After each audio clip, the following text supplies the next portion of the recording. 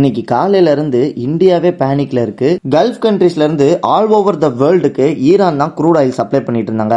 Last few டேஸ்க்கு முன்னாடி அந்த கல்ஃப் கண்ட்ரீஸை பிளாக் பண்ணனால க்ரூட் ஆயிலோட இம்பாக்ட பார்த்திருப்பீங்க. வெறும் $80 வித்துக்கிட்டு இருந்தது கிட்டத்தட்ட $120 வரைக்கும் ஹிட் ஆயிருக்கு. இப்போ இந்தியால எல்பிஜி ஷார்டேஜ் ஆயிட்டு இருக்கு. இதனால ஷேர் மார்க்கெட்டுக்கு என்ன இம்பாக்ட் அப்படின்னு பார்த்தா, கல்ஃப் கண்ட்ரீஸ்ல ப்ராப்ளம்னாலே நமக்கு தெரியும் ஆயில் அண்ட் பெட்ரோலியம் ஸ்டாக் வந்து மேல போக ஆரம்பிச்சிடணும். பட் இன்னைக்கு ஃபெர்டிலைசர் ஸ்டாக் எல்லாமே 10% மேல போயிருந்துச்சு. இது என்ன ரீசன் அப்படின்னு பார்க்கும்போது, ஆக்சுவலா ரா மெட்டீரியல்ஸ் தான் பாத்தீங்கன்னா மேஜர் இம்பாக்டா இங்க இருக்கு.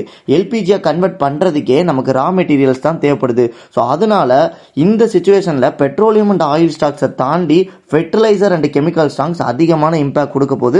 இது ஒரு நல்ல சான்ஸா யூஸ் பண்ணி அப்கமிங் டேஸ்ல கண்டிப்பா இதுக்கு ஒரு பெரிய டிமாண்ட் இருக்க தான் போகுது. பெஸ்டான ஃபெர்டிலைசர் ஸ்டாக் வேணும்னு நினைச்சீங்கன்னா நம்ம சேனலை சப்ஸ்கிரைப் பண்ணிட்டு கீழே தெரியுற வாட்ஸ்அப் நம்பருக்கு டிஎம் பண்ணி நம்மளோட தமிழ் ட்ரேடர்ஸ் கம்யூனிட்டில நீங்களும் ஒரு ஆளா ஜாயின் பண்ணிக்கங்க.